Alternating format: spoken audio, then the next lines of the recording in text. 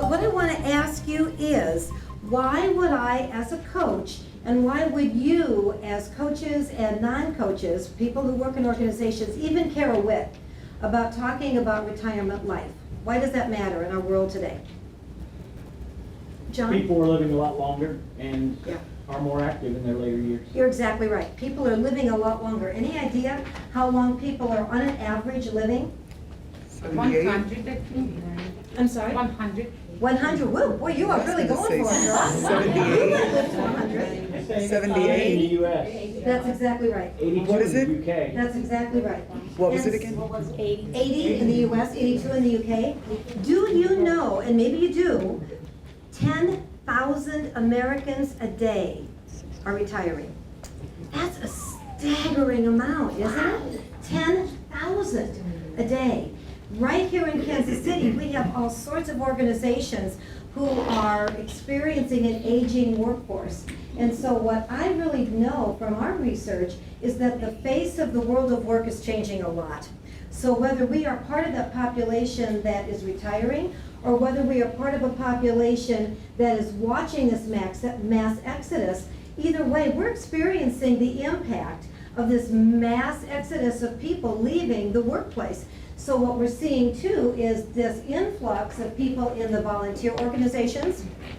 We're seeing a huge influx of people who are starting their own businesses. And so it's really important for all of us, whether we're retiring or whether we're not, to understand that this whole retirement thing is going to take the world by storm. And by 2020, we're going to see 10,000 become closer to 17,000 a day.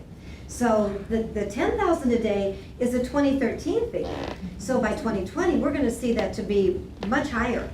So those of us that are doing the retirement dance are aware that our lifestyle and our life stages are impacting the rest of the world. So here's the thing. When we talk about breaking from career or from whatever it is that we've been doing for 25 or 30 years, it really is, and I think, Marilyn, you talked about Tarzan earlier. Think about Tarzan with his long flowing hair and out in the jungle, and he's about ready to make some heroic rescue of Jane, right? So when we picture Tarzan in the jungle, we don't picture him making some quantum leap from vine to vine. What we see is Tarzan hanging on to a vine behind him, grabbing onto a vine ahead of him, and then releasing the vine behind him again and grabbing on to the new vine. What does that tell you about what it is to make progress? Let go. Exactly. Exactly. So when we're talking about anybody making any kind of life transition, and whether it is death, divorce, job change, or retirement, what is it that has us afraid to let go? Fear. Uncertainty. Fear of what? Failure. Fear of the future, fear of the unknown. What else? No vine in front of us. No vine in front of us. That's exactly it. There is no vine in front of us. And Nelson Mandela says it best, we hide our light under a bushel. And when we do that, we serve nobody.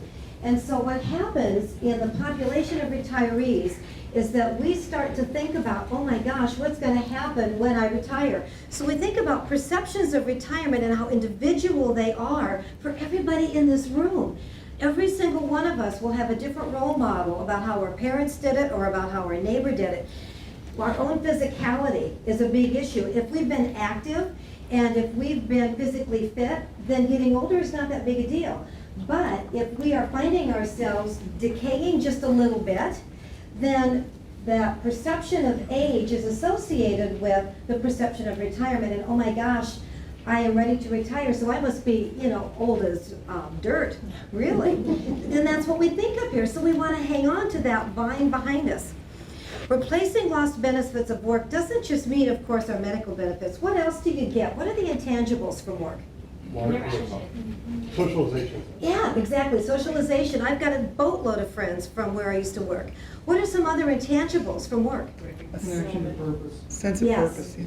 Exactly. Sense of purpose. Get away from the wife. Get away from the wife. I didn't have one. Salary, income. Yeah, that's exactly right. All those things that tell Insurance. us, insurance, all those things that tell us that we have value. That's a very big darn deal.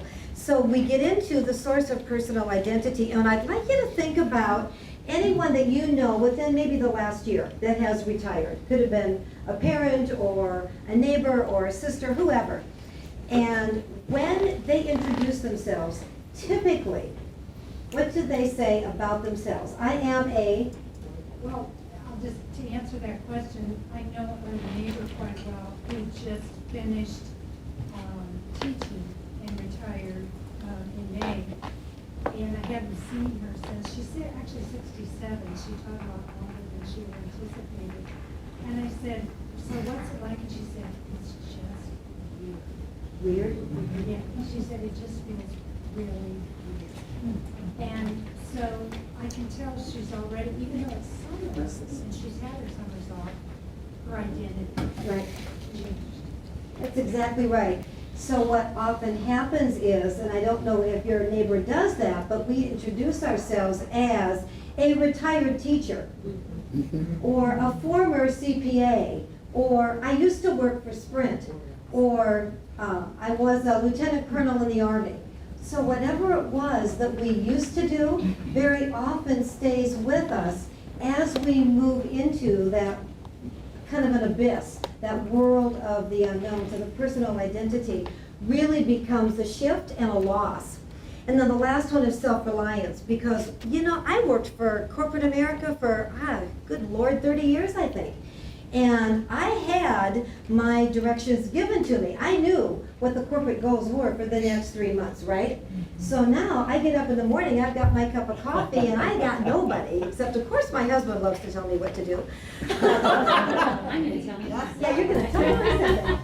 So we are self-directed now in that retirement phase, and if you're not prepared for that, it's a very big darn deal.